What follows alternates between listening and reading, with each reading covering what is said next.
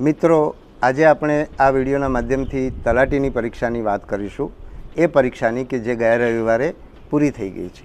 આ વિડીયોનો હેતુ આ પરીક્ષા આપનાર વિદ્યાર્થીઓને માર્ગદર્શન આપવાનો છે, ખાસ કરીને એવા વિદ્યાર્થીઓનો કે જે આ પરીક્ષામાં સારો દેખાવ નથી કરી શક્યા અને નિરાશ થયા છે અથવા તો એ પરિસ્થિતિમાં અટવાઈ રહ્યા છે।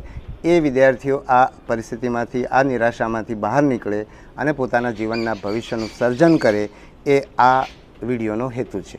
તો સૌથી પહેલાં તો એ વાત છે કે નિરાશ થવું એ સ્વાભાવિક છે। એ લોકો જ નિરાશ થયા હશે કે જેમણે આ પરીક્ષા માટે શ્રેષ્ઠ પ્રયત્ન કર્યો હશે, આ પરીક્ષા પાસેથી ઊંચી અપેક્ષાઓ રાખી હશે। જે લોકોએ આની તૈયારી નહીં કરી હોય એવા લોકો નિરાશ થવાના નથી। એટલે સૌથી પહેલાં તો તમારી જાતને શાબાશી આપો કે તમે આ પરીક્ષા માટેના શ્રેષ્ઠ પ્રયત્ન કર્યા હતા, તમે આ પરીક્ષા માટેથી અપેક્ષા રાખી હતી અને એમાં તમારી અપેક્ષા પરિપૂર્ણ નથી થઈ એટલે તમે નિરાશ થયા છો। તમે એવા વિદ્યાર્થીઓ નથી કે જેમણે ફોર્મ ભરવા ખાતર ફોર્મ ભર્યું હતું અથવા તો જેમણે પરીક્ષા આપવા ખાતર પરીક્ષા આપી હતી અથવા તો જેમણે મા બાપના દબાણના કારણે પરીક્ષા આપી હતી। મેં એવો પણ એક કિસ્સો સાંભળ્યો કે જ્યાં માતા પિતાના દબાણના કારણે વિદ્યાર્થીએ સંમતિપત્રક ભર્યું પણ પછી અમુક વિદ્યાર્થીઓ ભેગા થઈને ક્યાંક ફરવા જતા રહ્યા અને હવે પરીક્ષામાં નાપાસ થઈશું ત્યારે આપણે એવું કહી દઈશું કે પરીક્ષામાં અમે નાપાસ થયા, પણ પરીક્ષા આપી નથી એવું આપણે નહીં કહીએ। તો તમે એ વર્ગના નથી, તમે એ વર્ગના છો કે જેમણે આ પરીક્ષા માટે શ્રેષ્ઠ પ્રયત્ન કર્યો હતો, જેમણે વિશ્વાસ રાખ્યો હતો, પરીક્ષા માટે હકારાત્મકતા પણ રાખી હશે અને છતાં પણ સફળ નથી થયા અને એટલા માટે તમે નિરાશ થયા છો। એટલે આ નિરાશાની સ્વાભાવિકતાનો સ્વીકાર કરજો। બીજી વસ્તુ, તમને ઘણા બધા એવા પણ કહેવા વાળા મળશે કે ભાઈ નિરાશા ખંખેરીને હવે ઊભા થઈ જાઓ। તો એ વાત સાચી છે કે નિરાશા ખંખેરીને આપણે ઊભા થવું પડે, પણ નિરાશા એટલી ઝડપથી નથી જતી એ પણ સ્વાભાવિક છે। એના અનુભવ મને પણ થયેલો છે અને તો એમાં આપણે હું નિરાશામાંથી બહાર શું કામ નીકળી નથી રહ્યો, મારામાં કંઈક ખામી છે એવું વિચારવાને બદલે નિરાશા અને નિરાશાનો જે સમયગાળો છે એની સ્વાભાવિકતાનો સ્વીકાર કરશો તો તમે ઝડપથી નિરાશામાંથી બહાર નીકળી જશો। નિરાશા વિશે હું આ વિડીયોના અંતમાં થોડીક વધારે વાત કરવાનું છે, વિગતે વાત કરવાનો છું, દાખલા સાથે વાત કરવાનો છું। છતાં પણ મને આ તબક્કે એક વસ્તુ યાદ આવી છે, હું તમને કહું છું કે તમને જે આ તમારી જે નિષ્ફળતા મળી છે અથવા તમે જે અત્યારે તમને લાગે છે કે તમે આ પરીક્ષામાં પાસ નહીં થાવ, તો એના કારણો તપાસવાના અને એમાંથી શું શીખવાનું છે, તમે શીખશો તો તમે જીવનમાં આગળ વધશો અને એની અંદર તમારે શું કરવાનું છે।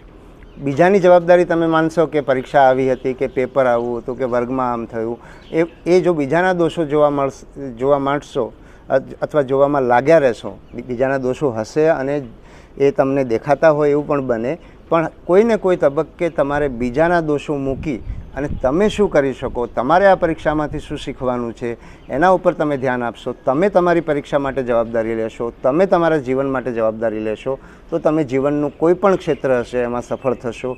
તમે આ પરીક્ષા આપો કે બીજી પરીક્ષા આપો, એ પરીક્ષામાં સફળ થાવ કે ના થાવ, જો તમારા જીવન માટે તમે જવાબદારી લેવાની ટેવ પાડશો તો જીવનમાં ચોક્કસ સફળ થશો, એમાં કોઈ શંકાને સ્થાન નથી। હવે આપણે વિદ્યાર્થીઓના મનના બીજા કેટલાક પ્રશ્નો લઈએ। તો એક પરીક્ષા કેન્દ્રના અંતર વિશે। તો એ વાત સાચી છે કે પરીક્ષા કેન્દ્રના અંતર ઘણા વિદ્યાર્થીઓને પરીક્ષા કેન્દ્ર સારું એવું દૂર હતું ને એના કારણે વિદ્યાર્થીઓને અગવડ પડી છે અને આપણે પરીક્ષા કેન્દ્રો કેમ જુદા જુદા અંતરે રાખ્યા હતા એની ઘણી બધી વાત કરી છે। છતાં પણ એક સૌથી પહેલાં તો વાત એ કરું કે આ પરીક્ષામાં સફળ થવા માટે 3000 કેન્દ્રો પર સફળ થવું પડે છે અને નિષ્ફળ થવા માટે એક જ કેન્દ્રમાં નિષ્ફળ થવું પડે છે। એટલે આપણે જે પ્રયત્ન કર્યા છે એ 3000 કેન્દ્રો પર સફળ થવા માટે પ્રયત્નો કર્યા છે। એટલે એના કારણે આપણે એક સફળ થવા માટેનું એક જે પરિમાણ હતું એ કેન્દ્રો દૂર રાખવાનું પણ, એ પોતાના જિલ્લામાં કેન્દ્ર નહીં આપવાનું પણ કારણ હતું અને પછી બાજુના જિલ્લામાં પણ ક્યાં ક્યાં આપી શકીએ એ ઘણા બધા પ્રશ્નો હતા, એની હું અત્યારે વિગતમાં જતો નથી। પણ આપણે એ યાદ રાખવાનું છે કે જ્યારે એક મોટી આફત ટળે ને ત્યારે આપણને નાની મુશ્કેલીઓ દેખાવા માંડે છે। આપણી મોટી આફત શું હતી? તો પરીક્ષાનું પેપર ફૂટે નહીં, પરીક્ષા કેન્દ્રમાંથી પણ પેપર બહાર ના જાય અને આખી પરીક્ષા કોઈ પણ કારણસર કેન્સલ ના કરવી પડે, અથવા તો આ પરીક્ષામાં કંઈ ગરબડ થઈ છે ને અમુક લોકો એનો લાભ લઈ ગયા છે એવી કોઈ પરિસ્થિતિ ઊભી ના થાય, એ આપણા માટે સૌથી મહત્ત્વની બાબત હતી અને એના માટે આપણે આ પ્રયત્ન કર્યા છે. એટલે એ વસ્તુ ટળી ગઈ છે એટલે આપણને નાની મુશ્કેલી દેખાય છે. સાથે સાથે આપણે યાદ રાખવું પડશે કે કંઈ પણ મેળવવા માટે કશોક ને કશો ભોગ આપવો પડે છે, કશું મૂલ્ય ચૂકવવું પડે છે.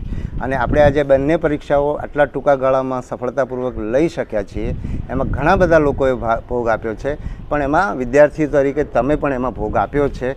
અને એ ભોગ આપ્યો છે ત્યારે આપણે આ જગ્યાએ પહોંચ્યા છીએ. જ્યારે આપણે સસ્તી રીતે મૂલ્ય ચૂકવ્યા વિના કશું મેળવવા માગીએ ત્યારે આપણે ગુણવત્તાની અપેક્ષા રાખી શકતા નથી. એટલે આપણે કંઈ પણ પ્રાપ્ત કરવા માટે કોઈને કોઈ ભોગ આપવો પડે છે. હવે આ ભોગ બીજા કોણે આપ્યો છે એની વાત કરું તો અમારા માટે પણ આ પરીક્ષા આટલા ટૂંકા ગાળામાં 2 પરીક્ષાઓ, આટલી મોટી 2 પરીક્ષાઓ લેવી સહેલી નહોતી. અમે પણ ઘણા બધા રિસ્ક લીધા છે, ઘણી બધી વસ્તુઓ એડવાન્સમાં કરી છે, ત્યારે અમે આ તબક્કે પહોંચ્યા છીએ. પણ આ માત્ર અમારી વાત નથી. અમે તો 25 જણની ટીમ છીએ તલાટીની, મતલબ પંચાયત પસંદગી મંડળની, અને અમારા જે લોકરક્ષક અને PSI ભરતી બોર્ડના લોકો પણ અમારી સાથે સતત મહેનત કરતા રહ્યા છે. તો એ લોકો પણ 10, 12, 15 લોકોની ટીમ છે. એટલે અમે બધા મળીને 35, 40 લોકો માટેની અમે લોકોએ તો મહેનત કરી જ છે. પણ આ અમારી એકલાની વાત નથી. આ પરીક્ષાની અંદર 65 થી 70 હજારની ફોજે કામ કર્યું છે. અને જ્યારે અમે જુનિયર ક્લાર્કની પરીક્ષા 9મી તારીખે અને આ તલાટીની પરીક્ષા 23મી તારીખે અમે જ્યારે આયોજન કર્યું ત્યારે વિકાસ કમિશનર શ્રી સંદીપ કુમારનો મને ફોન આવ્યો કે સર આમાં ઘણા બધા લોકો રજા માગે છે અને મતલબ તો મારે એને રજા ક્યારે આપવી. ત્યારે મેં એમને એમ કહ્યું, એટલે બધા જ આખું તંત્ર, ખાસ કરીને DDO, ડેપ્યુટી DDO કે જે બહુ સિનિયર અધિકારીઓ છે કે જેમને બહુ સહેલાઈથી રજા મળતી નથી, તો મેં એમને એમ કહ્યું કે તમે 23 તારીખ પછી એમને રજા આપજો. પછી 23મીની પરીક્ષા 30મીએ ગઈ, એટલે પછી 30મી પછી રજા આપવાની, અને છેવટે પરીક્ષા 7મીએ ગઈ. એટલે અને એવું જ શિક્ષકોને થયું. 30મી તારીખે એમનું વેકેશન પડ્યું અને છતાં 7મી તારીખે સૌથી મોટી ફોજ જે છે શિક્ષકોની ફોજ છે. આ પરીક્ષા લીધી છે એમાં સૌથી મોટું યોગદાન છે શિક્ષણ વિભાગનું છે. એટલે એ લોકો પણ એમના વેકેશન દરમિયાન આવીને આ પરીક્ષા એમણે લીધી છે. એટલે એમણે પણ ભોગ આપ્યો છે. આપણે આ 2 પરીક્ષા, નહીંતર આ પરીક્ષા આપણે મેમાં ના લીધી હોત તો જૂનમાં વરસાદના કારણે આપણે આ પરીક્ષા ના લઈ શકીએ, એટલે ફરી ઓક્ટોબરમાં ગઈ હોત. એટલે જ્યારે આપણે આવી કોઈ સફળતા મેળવવી હોય તો આપણે ભોગ આપવો પડે છે. એવું જીવનમાં આપણે હંમેશા જોઈએ છીએ. અને હું તમારો ખાસ આભાર માનું છું કે આપણે આ જે બધું કરવું પડ્યું એમાં તમે સામેલ થયા અને તમે આ પરીક્ષા આપી. અને મેં ઘણા બધા વિદ્યાર્થીઓ, જે દિવસે તમે પરીક્ષા આપવા ગયા ત્યારે પણ તમને લાંબા અંતરે જવું પડ્યું અને પરીક્ષા પૂરી થયા પછી તમે બસ સ્ટેશનમાં રાહ જોતા હો, આટલી મોટા પ્રમાણમાં લોકોની મુસાફરી કરવાની હોય ત્યારે બસો પણ તરત ઉપલબ્ધ ના થાય, ત્યારે તમે બસ સ્ટેશનમાં રાહ જોતા હોય, ત્યારે પણ ઘણા બધો એવો મોટો વર્ગ છે કે જેણે એમ કીધું છે કે આ પરીક્ષા સરસ રીતે થઈ, માટે અમે તમારો આભાર માનીએ છીએ. સ્વૈચ્છિક સંસ્થાઓનો આભાર માનીએ છીએ. જેણે અમારા માટે કામ કર્યું છે એનો આભાર માનીએ છીએ. તમારી ઉંમરે તમે આટલી મોટી પરિપક્વતા દાખવો છો, આટલો બધો કૃતજ્ઞતાનો ભાવ દાખવો છો, એ આટલી બધી આભારની લાગણી વ્યક્ત કરો છો, મને તમારા માટે ખૂબ ખૂબ માન છે. મારી તમને સલામ છે. તો હવે આપણે બીજા પ્રશ્ન તરફ આવીએ. બીજો પ્રશ્ન છે કે આ પરીક્ષાનું પેપર GPSC અને UPSC જેવું હતું અને તલાટીની પરીક્ષા જેવું પેપર નહોતું. તો તમને કદાચ ખ્યાલ નહીં હોય કે શ્રી દિનેશ દાસા GPSCના ચેરમેન તરીકે આજથી 1 વર્ષ પહેલાં નિવૃત્ત થયા અને એના પહેલાં 6 વર્ષ સુધી એ ચેરમેન તરીકે રહ્યા. અને એમણે જ્યારે પહેલી GPSC વર્ગ 1-2ની પરીક્ષા લીધી ત્યારે તમે આજે જે પ્રતિક્રિયા આપી રહ્યા છો એવી જ પ્રતિક્રિયા વિદ્યાર્થીઓએ ત્યારે કરી હતી. અને મને જ્યાં સુધી થોડું યાદ છે એ પ્રમાણે એ વખતે જે પેપર એમનું 32 પાનાનું નીકળતું હતું એ કંઈક એનાથી ડબલ કે 84 પાનાનું પેપર એમના વખતમાં નીકળ્યું હતું. અને ત્યારે બધા લોકોએ આવો જ પ્રતિસાદ આપ્યો હતો. અને આજે એ GPSCનું ધોરણ બન્યું છે. આજે તમે એમ કહી રહ્યા છો કે આ જે તલાટીનું પેપર છે એ GPSCનું પેપર હતું, GPSC જેવું પેપર હતું. એટલે આજે GPSCમાં એવું પેપર નીકળે તો વાંધો નથી, કારણ કે એમણે એક આખું વ્યવસ્થા ઊભી કરી છે, આખી એક ધોરણ ઊભા કર્યા છે. જે ધોરણો હતા એ ધોરણો એમણે બદલ્યા છે અને એ ધોરણો આજે સ્થાપિત થઈ ગયા છે કે GPSCની પરીક્ષા આવી જ હોવી જોઈએ. અને હું અપેક્ષા એવી રાખું છું કે આવનારા સમયમાં જો અમે બધા જ આવો પ્રયત્ન કરીએ તો ગુજરાતની બધી પરીક્ષાઓના ધોરણો આવા હોવા જોઈએ અને ઘણા બધા રાજ્યોની અંદર આવા ધોરણો છે અને એટલા જ માટે ઘણા બધા રાજ્યોના અધિકારીઓ આપણે ત્યાં પરીક્ષાની અંદર પરીક્ષા આપીને સફળ થાય છે, કારણ કે એના ધોરણો એવા ઊંચા છે. એના કારણે જીપીએસસી ક્લાસ 1-2ની અંદર આપણા રાજ્યના બહારના વિદ્યાર્થીઓ પણ આવે છે, કારણ કે એ લોકોને ત્યાં પણ એ સ્ટાન્ડર્ડ છે. આજે શ્રી દાસાએ જે સ્ટાન્ડર્ડ સ્થાપિત કર્યા, જે ધોરણો સ્થાપિત કર્યા, એના પરિણામે ગુજરાતનો વિદ્યાર્થી આત્મવિશ્વાસપૂર્વક આ પરીક્ષા યુપીએસસીની આપતો થયો છે. એ પણ એક, અને હું એવી પણ મતલબ મને એમ લાગે છે કે જો સતત આ દિશામાં પ્રયત્ન થાય તો કદાચ આજે તલાટીની પરીક્ષા આપનારો વિદ્યાર્થી પણ યુપીએસસીની પરીક્ષા અને જીપીએસસીની પરીક્ષા અને બીજા રાજ્યોમાં પણ આપણો વિદ્યાર્થી પરીક્ષા આપતો થાય એવી સજ્જતા આપણા રાજ્યમાં વિકસશે. આ વિશે મારે આગળ ઘણી બધી વાત કરવી છે, એટલે આજે હું આ વિષય વિશે બહુ છણાવટ કરવાનો છું, પણ જેમ જેમ મારી સામે મુદ્દાઓ આવે છે એમ તમને વાત કરું છું. તો અત્યારનો જે સમય છે એ આંગળીના ટેરવે માહિતી છે, અથવા તો હું એના વિશે વાત કરું એ પહેલાં હું પણ મારી વાત કરું કે જ્યારે હું યુપીએસસીની પરીક્ષા આપવા માંડ્યો ત્યારે મારી પાસે સૌથી મોટું પ્રશ્ન હતો કે માહિતી આધારિત શિક્ષણ. એટલે હું કદાચ ચાલો એની વાત વિગતે આગળ કરું છું, પણ અત્યારની જે પરીક્ષાની વાત કરું તો આજે માહિતી આંગળીના ટેરવે છે, બરાબર. અને આપણે બધા ગોખણ પદ્ધતિથી તૈયારી કરીને પરીક્ષા આપવા ટેવાયેલી છે. ને ગુજરાતની શિક્ષણની મોટાભાગની આપણી શાળાની પરીક્ષાઓ અને કોલેજની પરીક્ષાઓ મોટાભાગે આ રીતે થઈ રહી છે. અને આજે હું કેટલાક એવા વિદ્યાર્થીઓને ઓળખું છું કે જેમણે કોલેજનું શિક્ષણ એટલા માટે છોડી દીધું કે એમાં કશું વિચારવાનું રહેતું જ નથી. મારી દીકરીએ ગુજરાતની કોલેજમાં પરીક્ષા આપી છે તો બીજા દિવસે પરીક્ષા હોય તો સાંજે 4 વાગે વાંચવાનું શરૂ કરે અને 70થી બીજા દિવસે 12 વાગે પરીક્ષા આપે અને 70થી 80 ગુણ આપે અને 4 વાગે એણે પહેલીવાર પ્રશ્નપત્ર મતલબ એ વિષય ખોલ્યો હોય.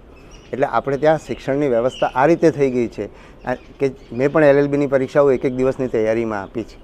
જો આપણે એ પરીક્ષાની વ્યવસ્થા બદલીએ તો ગુજરાતના બહુ લોકોને ફાયદો થશે. આના વિશે હું તમને આગળ વધારે વાત કરવાનો છું.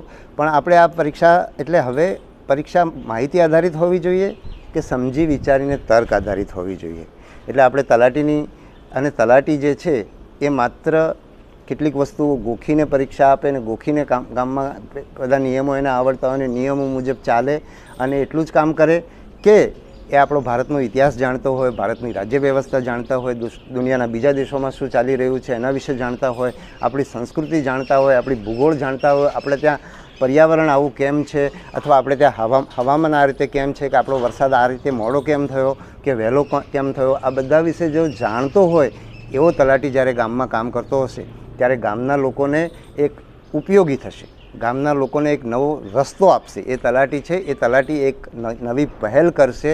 એ પહેલ સમાજે કરવી પડશે, દેશમાં બીજા રાજ્યોએ પણ કરવી પડશે. એવા તલાટી પસંદ કરવાનો આપણે પ્રયત્ન કર્યો છે. અને મારે સાથે સાથે એ પણ કહેવું જોઈએ કે અમે જે પરીક્ષાનું સ્ટાન્ડર્ડ 33% છે એના કરતાં કટ ઓફ ઘણું ઊંચું રહેશે, કારણ કે ગુજરાતમાં જ્યારે શ્રી દાસાએ આ વ્યવસ્થા શરૂ કરી, આ પરીક્ષાના ધોરણો બદલ્યા, એ પછી ગુજરાતમાં એવા ઘણા બધા વિદ્યાર્થીઓ છે કે જે લોકો સમજી વિચારીને વિષયો વાંચીને તૈયારી કરે છે. અને એવા લોકો જ્યારે સિલેક્ટ થઈને છેવટે તલાટી તરીકે પણ જશે ત્યારે એ લોકો આવું સરસ કામ કરશે એવી મને પૂરેપૂરી શ્રદ્ધા છે. ઘણા બધાના લોકોના મનમાં એવું છે કે આ લોકો તલાટી જીપીએસસીવાળા બધા તલાટીમાં આવી જશે અને ભવિષ્યમાં જીપીએસસીમાં જતા રહેશે. તો તમને બધાને ખબર છે કે જીપીએસસીની જગ્યાઓ એટલી નથી.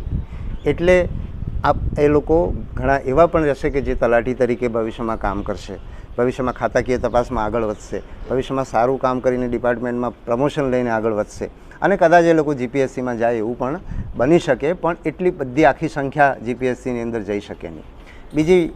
બીજી મારી વાત એ પણ હું તમને કહેવા માગીશ કે જો એવો સમજણ સાથે જેણે આ વિષયો ભણ્યા છે એવો તલાટી મળતો હોય તો એવા તલાટીને બાકાત રાખવાની પરીક્ષા મારે લેવાની અથવા તો કોઈપણ તંત્રએ લેવાની, માત્ર માહિતી આધારિત પરીક્ષા લેવાની. આજે માહિતી આંગળીના ટેરવે છે.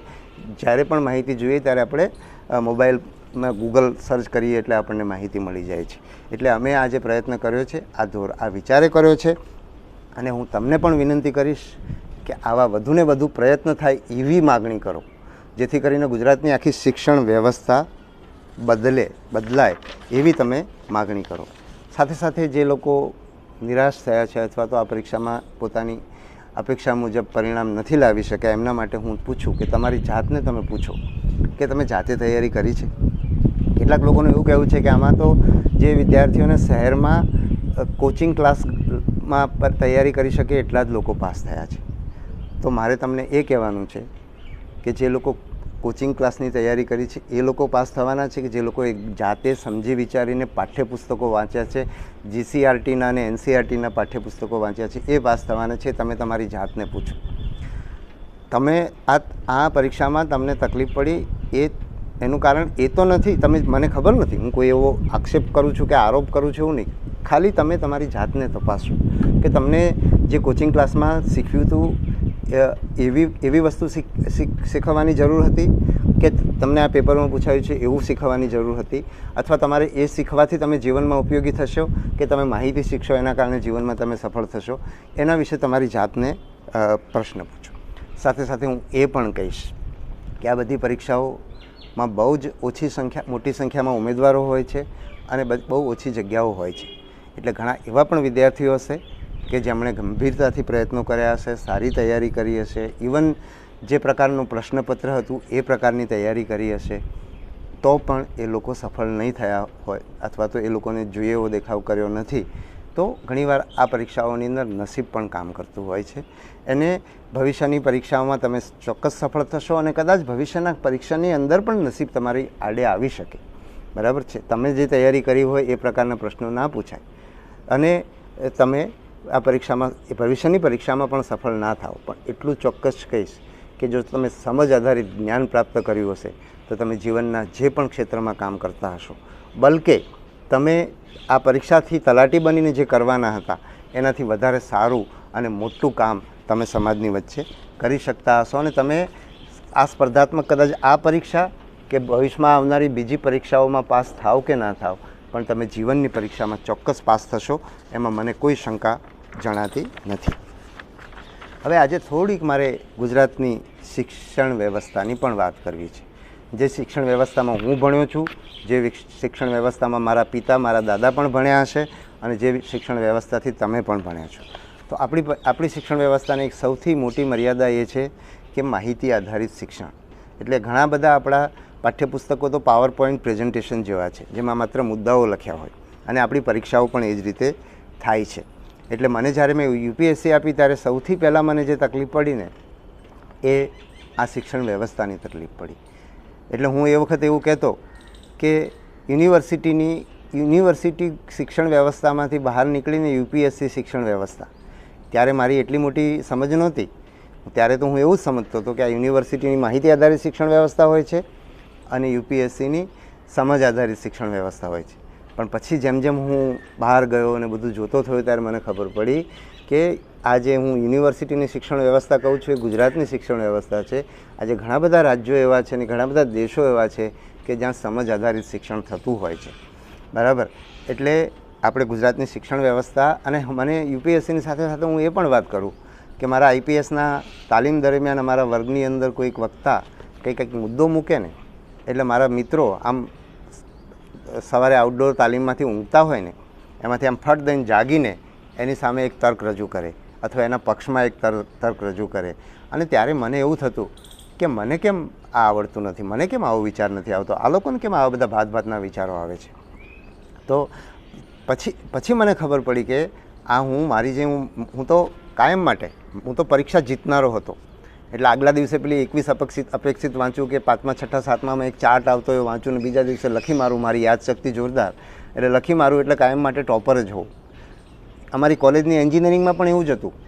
નોટ્સ બનાવવાની, પરીક્ષાના 10-15 દિવસથી ચાલુ કરવાનું, નોટ બનાવવાની અને પરીક્ષાની આગલી સાંજ સુધી નોટ્સ બને અને સવારે 7:30 પરીક્ષા હોય એટલે સવારે 4 વાગે ઉઠવાનું, 2 વાર નોટ્સ વાંચી લેવાની, એમનું એમ બેઠું છાપીને આવવાનું. એટલું બધું યાદશક્તિના આધારે અને ટોપર થવાનું. યુનિવર્સિટીમાં પણ હું આ રીતે ટોપર થયો છું, પણ હું એન્જિનિયરિંગ શીખ્યો નથી. એટલે આપણી આ શિક્ષણ વ્યવસ્થા આપણને આ તકલીફ આપે છે. મને એવી આશા છે કે શ્રી દાસાએ જે ધોરણો સ્થાપિત કર્યા છે અને એ ધોરણો જો આપણે આવનારા સમયમાં આપણે ચાલુ રાખીએ તો આપણી શિક્ષણ વ્યવસ્થા પણ બદલાશે. એમાં થોડુંક મારે ઉમેરવું છે. હું જ્યારથી આ સર્વિસમાં આવ્યો ત્યારથી ગુજરાતના બધા જ મુખ્યમંત્રીઓને મેં NCERTના પુસ્તકો વિશે મોટાભાગના મુખ્યમંત્રી, કદાચ એકાદ જણ ચૂકાઈ ગયા હશે, પણ મોટાભાગના મુખ્યમંત્રીઓને મેં વિનંતી કરી છે કે ગુજરાતમાં એનસીઈઆરટીના પુસ્તકો લાવવા જોઈએ. અને એમાં મારું સદભાગ્ય એ કે આજથી 4-5 વર્ષ પહેલાં એક કમિટી રચાઈ કે ગુજરાતમાં એનસીઈઆરટીના પુસ્તકો લાવવા જોઈએ કે નહીં. એ સમિતિમાં હું સભ્ય હતો અને એમાં બહુ સરસ બધા શિક્ષણ સાથે સંકળાયેલા અનુભવી લોકો એમાં ચર્ચામાં, મિટિંગમાં અમે લોકો હતા અને એમાં મેં બહુ આગ્રહ કર્યો. ત્યારે ખાસ કરીને ગુજરાતનો એટલે એનસીઈઆરટીના પુસ્તકો માટે મેં આગ્રહ કર્યો. એટલે ખાસ કરીને ગુજરાતના જે પાઠ્યપુસ્તક મંડળ સાથે સંકળાયેલા લોકો હતા એમણે કહ્યું કે નાના ગુજરાત જેવા પુસ્તકો ક્યાંય નથી ને એટલે ત્યારે મેં કહ્યું કે અમે લોકો એનસીઈઆરટીની ના પુસ્તકો વાંચીને યુપીએસસી પાસ થયા છીએ અને આજે પણ લોકો એનસીઈઆરટીની પરીક્ષા આપીને યુપીએસસી નીટ અને જેઈઈ પાસ કરતા હોય છે. અને ગુજરાતના લોકો આજે વધુને વધુ લોકો સીબીએસઈ બોર્ડની પરીક્ષા મતલબ શાળાઓ તરફ વળી રહ્યા છે. પણ કમનસીબી એ છે કે એવી શાળાઓની ફી ઊંચી હોય છે, ખાસ કરીને ખાનગી શાળાઓ હોય છે અને જેની પાસે પૈસા છે એ જ લોકો ત્યાં એ શાળાઓમાં દાખલ થઈ શકતા હોઈએ છીએ. તો ગુજરાતના ગરીબ બાળકોનો શું દોષ કે એમને એનસીઈઆરટીના પુસ્તકો ના મળે. સદનસીબે એ સમિતિએ છેવટે નિર્ણય કર્યો અને ગુજરાતમાં ગણિત અને વિજ્ઞાનના એનસીઈઆરટીના પુસ્તકો અમલમાં આવ્યા છે અને આજે તમે લોકો જાણો જ છો કે એનો ગુજરાતી અનુવાદ થયો છે અને એ પુસ્તકો તમને ભણાવવામાં આવે છે. પણ માત્ર પુસ્તકોથી પરિસ્થિતિ બદલાતી નથી, આખી શિક્ષણ વ્યવસ્થા બદલવી પડે. અને ખાસ કરીને એટલે કે એ પાઠ્યપુસ્તકમાંથી તમે માત્ર માહિતી યાદ રખાવો છો વિદ્યાર્થી પાસે અને પછી પરીક્ષામાં પૂછો છો કે એ માહિતીની પાછળનો તર્ક શું છે એ પૂછો છો, એ જ વિદ્યાર્થીને શીખવો છો. એના જીવનમાં એ વસ્તુ ક્યાં આવે છે એ વિદ્યાર્થીને શીખવો છો અને એના આધારે તમે પ્રશ્ન પૂછો છો, ત્યારે વિદ્યાર્થીને એ વિષયનું જ્ઞાન પ્રાપ્ત થાય છે. મેં તમને આઈપીએસનો મારા તાલીમનો અનુભવ કીધો, એવો મારી દીકરી સાથેનો પણ મારે અનુભવ કહેવો છે કે એને ઘણીવાર હું આ બધા વિષયો વાંચતી જોઉં ને, જ્યારે 7મું 8મું 9મું 10મા ધોરણની અંદર પણ જ્યારે એ વિષયો વાંચતી હોય ત્યારે મને એમ થાય કે હું આખી આ જ એનસીઈઆરટીના પુસ્તકો મેં વાંચ્યા અને એના આધારે મેં યુપીએસસી પરીક્ષા આપી અને મેં આ પરીક્ષા પાસ પણ કરી લીધી, છતાં મારી દીકરીને જે વસ્તુ ઉપર ધ્યાન જાય છે એ વસ્તુ તરફ મારું ધ્યાન કેમ નથી જતું? તો એનું કારણ એ હતું કે હું એ શિક્ષણ વ્યવસ્થામાંથી આવ્યો છું કે જ્યાં એનાલિસિસ કે જેને વિશ્લેષણ કહીએ એ શીખવવામાં જ નથી આવ્યું. એટલે આ આપણી અને મારી દીકરી કેન્દ્રીય વિદ્યાલયમાં ભણી છે એટલે ત્યાં આખી શિક્ષણની વ્યવસ્થા જુદી હતી. અંગ્રેજીનો એક પણ સ્પેલિંગ એણે ક્યારેક શીખ્યો નથી અને અંગ્રેજીનું વ્યાકરણ પણ ક્યારેય શીખી નથી અને અંગ્રેજી લખતા અને બોલતા એટલે ભાષા ઉપર એની બહુ સારી પકડ છે. તો એ આ શિક્ષણ વ્યવસ્થાનું પરિણામ છે. એટલે હું જે આપણે એનસીઈઆરટીના પુસ્તકોની વાત કરી એના વિષય તરફ પાછો આવું તો જ્યારે એનસીઈઆરટીના પુસ્તકો ગણિત અને વિજ્ઞાનના અમલમાં મૂકવાનું નક્કી થયું ત્યારે એ જે સમિતિમાં એક વિજયભાઈ મહેતા કરીને, જો હું એમની અટક જો ભૂલતો ના હોતો, સુરતના એક શિક્ષક અને મને ખ્યાલ છે ત્યાં સુધી ભૂલકા ભવન સાથે સંકળાયેલી એક શાળાના એ કદાચ આચાર્ય, તો મને આ એનસીઈઆરટીના પુસ્તકો નક્કી થયા ને એટલે મને મહિને 2 મહિને તરત ફોન કરે, મહિને 2 મહિને ફોન કરે કે સાહેબ કંઈક આની તાલીમનું કંઈક કરો, નહીંતર આપણા શિક્ષકો આ એનસીઈઆરટીના પુસ્તકો પણ પહેલાં ગુજરાતના પાઠ્યપુસ્તક મંડળના પુસ્તકો જે રીતે ભણાવતા હતા એ જ રીતે ભણાવશે અને એવી જ માહિતી આધારિત પરીક્ષા લેશે, કંઈક તાલીમની વ્યવસ્થા તમે કરો. અને મેં મારાથી બનતા બધા પ્રયત્નો કર્યા પણ એટલીસ્ટ એ વખતે હું સફળ નહોતો થયો. મને આજે ખબર નથી કે ગુજરાતમાં એમાં કંઈ ફેરફાર થયો છે એનસીઈઆરટીના પુસ્તકો આવ્યા પછી કે આજે પણ માહિતી આધારિત ભણાવીએ છીએ અને માહિતી આધારિત આપણે વિદ્યાર્થીઓને પૂછીએ છીએ. સાથે સાથે હું એ પણ કહીશ કે માત્ર ગણિત અને વિજ્ઞાનના જ પુસ્તકો કેમ એનસીઈઆરટી આધારિત, ઇતિહાસ, રાજ્યશાસ્ત્ર, અર્થશાસ્ત્ર, ભૂગોળ, આ બધા જે વિષયો છે એ વિષયો કેમ એનસીઈઆરટીના પુસ્તકો નહીં? અને હું તો ત્યાં સુધી માનું છું કે આપણા જે મેં તો કેમ્બ્રિજ અને ઓક્સફર્ડના પણ પુસ્તકો જોયા છે, તો મને એનસીઈઆરટી જેટલા સારા પુસ્તકો મેં આજ સુધી નથી જોયા. કદાચ એ મારો પક્ષપાત પણ હોઈ શકે, પણ મને તો એવું લાગે છે, આ મારો અભિપ્રાય છે અને મારો દૃષ્ટિકોણ છે.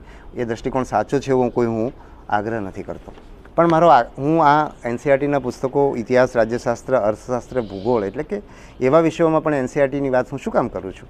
તો આજે યુપીએસસી, નીટ અને જેઈઈ આપનારા વિદ્યાર્થીઓ પણ આ જ પુસ્તકો વાંચે છે અને આજે ગુજરાતના ઘણા બધા વિદ્યાર્થીઓએ નીટ માટે અને જેઈઈ માટે એનસીઈઆરટીના પુસ્તકો આધારિત ભણવા માટે કોચિંગમાં જવું પડે છે.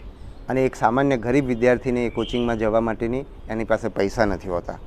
એટલા માટે પણ મતલબ અને યુપીએસસી જેવી પરીક્ષાઓ કે બીજા રાજ્યોના પસંદગી બોર્ડ છે એની અંદર પણ જો આપણો વિદ્યાર્થી પરીક્ષા આપે એવું કરવું હોય તો આપણે બધા પુસ્તકો એનસીઈઆરટીના કરવા જોઈએ. અને આ જે વિષયો છે માત્ર ગણિત અને વિજ્ઞાન મહત્ત્વનું, કારણ કે આપણે તો લોકો ડૉક્ટર અને એન્જિનિયર, કારણ કે આપણે તો બધા કોમર્શિયલ માણસો છીએ, એટલે જેની અંદર પૈસા ગણી શકાય, જેમાં સારી નોકરી મળે અથવા સારો ધંધો થઈ શકે એ જ વિષયની આપણે વાત કરતા હોઈએ છીએ. પણ યાદ રાખીએ કે ઇતિહાસ, રાજ્યશાસ્ત્ર, અર્થશાસ્ત્ર, ભૂગોળ જેવા વિષયો ભણેલા લોકો જ આપણી ઉપર રાજ કરતા હોય છે, કારણ કે આ વિષયો જ આપણને જીવનને અખિલાઈથી સમજાવે છે. એટલા માટે હું ફરીવાર આગ્રહ કરીશ કે ગુજરાતની અંદર આ બધા પુસ્તકો પણ એનસીઈઆરટીમાંથી આવે, એનો સરસ મજાનો અનુવાદ થાય. અને જેમ આપણે યુપીએસસીની કે અત્યારે ગુજરાતમાં જીપીએસસીની પરીક્ષા અથવા તો અન્ય રાજ્ય પરીક્ષા બોર્ડો જે રીતે પરીક્ષા લે છે એ રીતે અન્ય રાજ્ય પરીક્ષા બોર્ડની વાત નથી કરી રહ્યો, પણ પસંદગી બોર્ડ જે પરીક્ષાઓ લેતા હોય છે, જે સમજ આધારિત પરીક્ષા હોય છે, એવી પરીક્ષા ગુજરાતની શાળાઓમાં પણ થાય, કોલેજોમાં પણ થાય, એ રીતે ભણાવવામાં આવે ને એ રીતે પરીક્ષા લેવામાં આવે. મારી સાથે સાથે એ પણ કહેવું છે, જ્યારે આપણે એમ કહી દઈએ ને કે ભાઈ તલાટી જેવું જ પેપર હોવું જોઈતું હતું, ત્યારે આપણે આપણી જાતને પછાત રાખી રહ્યા છીએ. આપણે જે સમય સાથે કદમ મેળવવાનો છે, આપણા બીજા રાજ્યો સાથે જે સ્પર્ધા કરવાની છે, એમાં આપણે પાછળ રહી રહ્યા છીએ. આવી વખતે મને એક દાખલો આપવાનું મન થાય છે. શ્રી મોરારજી દેસાઈની આત્મકથામાંથી કદાચ અમે વસ્તુ સાંભળી છે. જ્યારે આઝાદી આવી પછી તરતનો કદાચ 1948-49નો સમય છે, જ્યારે કદાચ મુંબઈ રાજ્યમાં કોઈ મોટા મંત્રી હતા અથવા તો મુખ્યમંત્રી હતા, એ વખતની આ વાત છે કે મુંબઈની અંદર એમણે સાયકલ રિક્ષાઓ બંધ કરી અને ઓટો રિક્ષા શરૂ કરી. ત્યારે સૌથી મોટો વિરોધ એ થયો કે આનાથી ગરીબ લોકોને એની રોજી જતી રહેશે. ત્યારે એમણે એમ કહ્યું કે આ સાયકલ રિક્ષાવાળા છે ને ઓટો રિક્ષાના માલિક બનશે, એવો બદલાવ આવશે. અને આજે પણ આપણે જોઈએ છીએ કે મેં તો મારા જન્મથી ક્યારેય ગુજરાતની અંદર સાયકલ રિક્ષા જોઈ નથી, અને મેં એ પછી ઘણા બધા રાજ્યોમાં જોઈ છે, ને આજે પણ ઘણા બધા રાજ્યોમાં હશે. એટલે આપણે માત્ર માહિતી આધારિત પરીક્ષા હોવી જોઈએ એમ માનીને આપણી જાતને વંચિત ના રાખીએ, બલકે આપણે આપણા દેશના બીજા રાજ્યો સાથે અને સીબીએસઈ સાથે સ્પર્ધા કરી અને આપણે પણ સમજ આધારિત શિક્ષણ મેળવવાની માગણી કરીએ. અને હું તો એમ કહીશ કે અમે પરીક્ષા બોર્ડ તરીકે નિષ્ફળ જઈએ તો અમારી પાસે પણ એવી માગણી કરો કે આવું માહિતી આધારિત શું પૂછો છો, એ તો ગૂગલમાં પણ મળી જાય છે. એટલે આવી અપેક્ષા હું વિદ્યાર્થીઓ પાસે રાખું છું. અને ગુજરાતના વિદ્યાર્થીઓને તમારી સાથે વાત કરું છું ત્યારે મેં હંમેશા જોયું છે કે તમે મારી વાતને સમજવાનો પ્રયત્ન કર્યો છે. અને હું એમ કહીશ કે મારી વાત સાથે સંમત થવાની જરા પણ જરૂર નથી, કારણ કે મારો દૃષ્ટિકોણ છે. તમને તમારો દૃષ્ટિકોણ હોઈ જ શકે છે, પણ તમે જે કંઈ તમારો દૃષ્ટિકોણ બનાવો ને એ તમે સમજી વિચારીને બનાવો. કોઈ મારા અભિગમ, હું જે વાત કરું છું એમાંથી એને તમે સમજવાનો પ્રયત્ન કરો, પછી તમે તમારો અભિગમ રાખો. મારા અભિગમમાં મારી સાથે સંમત થવાની જરા પણ જરૂર નથી, બલકે સમજી વિચારીને મારી સાથે અસંમત થશે એવા લોકો મારા માટે બહુ જ પૂજનીય લોકો છે એવા. હવે હું છેલ્લી વાત કરીશ નિરાશ થયેલા વિદ્યાર્થીઓ માટે. તો મારે એ કહેવાનું છે, અગાઉ કીધું એમ નિરાશા સ્વાભાવિક છે, નિરાશા થોડીક લાંબી ટકે એ પણ સ્વાભાવિક છે. એ બંનેનો જ્યારે સ્વીકાર કરશો અને મેં આગળ કીધું એમ જો જવાબદારી લેશો, એમ તમારી નિરાશા ઓછી થતી જશે અને એમ તમે ઝડપથી એમાંથી બહાર નીકળીને તમારો રસ્તો કોતરશો. તમારા માટે આ ઘડી છે તમારા ભવિષ્યનું સર્જન કરવાની. તમે આ મોમેન્ટ, આ ક્ષણે જે નક્કી કરશો ને એના આધારે તમે જીવનમાં શું હશો.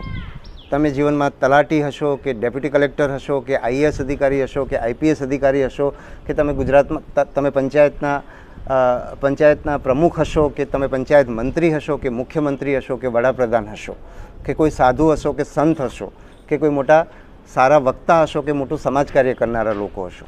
એનો આધાર તમે આ ક્ષણે શું નક્કી કરો છો એના પર છે. તમે શું જવાબદારી લો છો એના પર છે. અને જ્યારે તમને આવું થાય ત્યારે વિદ્યાર્થીને એમ થાય કે મારો દરવાજો બંધ થઈ ગયો, હવે તો મારા માટે બીજું કોઈ શક્ય નથી. હું તો મારી ઉંમર, વય મર્યાદા પણ પૂરી થઈ ગઈ છે, એટલે હવે તો હું સ્પર્ધાત્મક પરીક્ષા પણ નથી આપવાનો. અને હું આ સમજી શકું છું. જે દિવસે હું આઈપીએસમાં પસંદ થયો ત્યારે હું રડ્યો હતો, કારણ કે એના પછી 5મો પ્રયત્ન નહોતો અમારા વખતમાં, બરાબર છે. તો હું એ વસ્તુ સમજી શકું છું. પણ જ્યારે એવું થાય ત્યારે આપણને દરવાજા બંધ થઈ જતા લાગે એ સમજી શકાય છે. આગળ અંધકાર લાગે એવું એ સમજી શકાય છે. પણ એ અંધકારની અંદર પણ એક દીવો કરનારા તમે જ છો અને એની અંદર જ રસ્તો કરનારા તમે જ છો. આ ક્ષણે તમે જે નક્કી કરશો એના આધારે તમારું જીવન બનશે. નિરાશા એ કાયમી હોતી નથી, નિષ્ફળતા એ કાયમી હોતી નથી.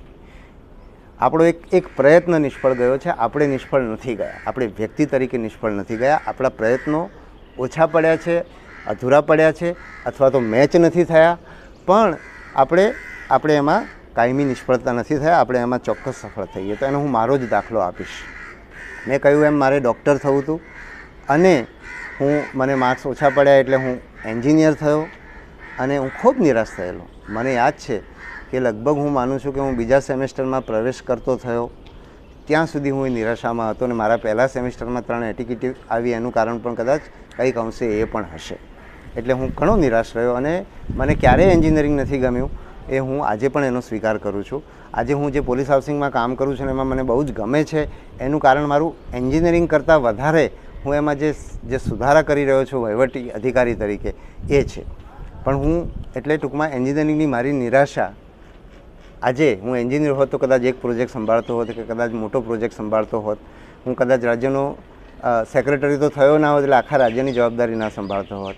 જ્યારે આજે હું એન્જિનિયર નથી અને આઈપીએસ થયો, એના પરિણામે આજે હું પોલીસ હાઉસિંગની જવાબદારી સંભાળું છું. મને આટલી બધી પરીક્ષાઓ લેવાનો અવસર મળ્યો છે, સમાજના ઘણા બધા ક્ષેત્રોમાં કામ કરવાનો અવસર મળ્યો છે. જ્યારે હું નિરાશ, જે દિવસે મારી આઈપીએસમાં પસંદગી થઈ અથવા જે દિવસે હું ડૉક્ટર ના થયો એ દિવસે મને જે નિરાશા થઈ હતી, જે 6 મહિના ચાલી હતી મેડિકલની નિરાશા, અને કદાચ આઈપીએસની નિરાશા તો એનાથી પણ કદાચ લાંબી ચાલી હતી, પણ મને આટલું બધું મળ્યું છે. તો એ જે દરવાજા બંધ હતા ને એની સામે ઘણા દરવાજા ખુલ્યા છે અને તમારી સામે પણ ઘણા જ બધા દરવાજા ખુલશે, એમાં કોઈ શંકાને સ્થાન નથી. એવી જ હું વાત કરું છું મારા એક બીજા મિત્રની. મારી સાથે કારણ કે હું તમારા જેવા જ દાખલા આપવા માગું છું. મેં મારો દાખલો આપ્યો તમારા સમયનો. હું જ્યારે વિદ્યાર્થી હતો કે હું જ્યારે સ્પર્ધાત્મક પરીક્ષા આપતો હતો એનો મેં તમને દાખલો કીધો છે. એવો જ એક દાખલો કહું છું મારા સાથી વિદ્યાર્થીનો, શ્રી મનોજ સોની, કે જે આજે યુપીએસસીના અધ્યક્ષ છે. જ્યારે એમણે 10માની અંદર પરીક્ષા આપી, જ્યારે અમે લોકોએ મારું ધ્યાન, હું બહાર લઈને પરીક્ષા આ વિડીયો બનાવી રહ્યો છું એટલે મારું ધ્યાન થોડુંક સાઈડમાં જઈ રહ્યું છે, પણ હું પાછો આવું વિષય પર. તો મનોજ સોની સાહેબ અને અમે બંને સાથે યુપીએસસીની પરીક્ષા આપી હતી. પહેલો પ્રયત્ન અમે બંને સાથે, એમનો પણ એ પહેલો પ્રયત્ન હતો અને મારો પણ પહેલો પ્રયત્ન હતો. હું મારા પહેલા પ્રયત્નની અંદર યુપીએસસીની પ્રિલિમ પરીક્ષામાં પાસ થઈ ગયો અને મનોજ સોની નિષ્ફળ ગયા. નિષ્ફળ ગયા એમ નહીં કહું, પણ એ નાપાસ થયા અને એ નિરાશ થયા. અને એમની નિરાશાનું કારણ એ વખતે કહેતા હતા, એવું કહેતા હતા કે મેં આ પરીક્ષા બહુ ઉમદા હેતુથી આપ્યો હતો અને મને કુદરતનો સાથ નહીં મળ્યો, હું પાસ ના થયો, એટલા માટે હું નિરાશ થયો છું, એવું એ ત્યારે અમને કહેતા. અને અમને ત્યારે એવું લાગતું કે એમણે નિરાશ થઈને આ પરીક્ષા છોડી દીધી. એમણે ખરેખર પ્રયત્નો કરવા જેવા હતા, પણ એમની નિરાશ જરૂર થયા હતા, પણ એમણે એ પરીક્ષા છોડવાનો વિચાર એમણે સમજી વિચારીને કર્યો હશે એવું મને આજે લાગે છે.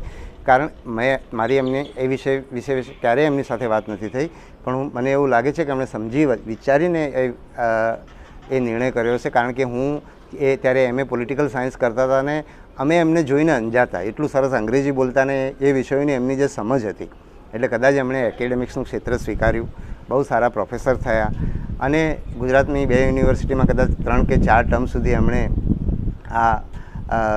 વાઇસ ચાન્સેલર તરીકે એમણે કામ કર્યું, યુપીએસસીના સભ્ય તરીકે કામ કર્યું અને યુપીએસસીના ચેરમેન તરીકે આજે કામ કરે છે. એટલે એમણે જે યુપીએસસીની પરીક્ષા નહીં આપવાનો વિચાર કર્યો અને આજે યુપીએસસીના ચેરમેન છે, યુપીએસસી આપનાર યુપીએસસી આપનાર વિદ્યાર્થીઓની પરીક્ષા લઈ રહ્યા છે. એટલે જો તમે પણ એમની જેમ આ પરીક્ષા આપવાનો, હું એમ નથી કહેતો કે તમે હવે ભવિષ્યમાં સ્પર્ધાત્મક પરીક્ષા ના આપો, મનોજભાઈએ કર્યો એવો જ નિર્ણય કરો, હું એમ નથી કહેતો, પણ તમે જે પણ નિર્ણય કરશો એ તમે આત્મવિશ્વાસથી કરશો, એની જવાબદારી તમે લેશો. પરીક્ષા પદ્ધતિ કદાચ આ પરીક્ષા પદ્ધતિ સાચી ન પણ હોય, બરાબર છે, બરાબર ન પણ હોય, પણ જો તમે તમારા જીવનનો જવાબદારી લેશો, તમે તમારી નિષ્ફળતા ખંખેરશો, તમે તમારી નિષ્ફળતાની સ્વાભાવિકતાનો સ્વીકાર કરશો અને તમે તમારા જીવનમાં ક્યાં જવું છે એ મનોજભાઈની જેમ પથ નક્કી કરશો, તો તમે જેના માટે અત્યારે જે વસ્તુ ન મળવાના કારણે તમે નિરાશ થયા છો અથવા તો ન મળે એવું તમને લાગી રહ્યું છે, કદાચ તમે માનો છો ને કદાચ સારા માર્ક્સ પણ આવે, પણ તમે જે વસ્તુ ન મળવાના કારણે તમે નિરાશ થઈ રહ્યા છો એના કરતાં પણ ઘણી ઊંચી જગ્યાએ તમે પહોંચશો. અને મેં કહ્યું એમ તમે મુખ્યમંત્રી પણ બનો, વડાપ્રધાન પણ બનો, પંચાયત મંત્રી પણ બનો, આઈએએસ અધિકારી પણ બનો, કે સારા ઉદ્યોગપતિ પણ બનો, કે સારા ખેડૂત પણ બનો, કે સારા વકીલ પણ બનો, એવું બની શકે. આ બધું જ તમારા માટે શક્ય છે અને એ બધું જ તમને મળે, આ બધામાંથી શ્રેષ્ઠ વસ્તુ તમને મળે એવી શુભેચ્છાઓ સાથે મારી વાત પૂરી કરું છું. ખૂબ ખૂબ આભાર.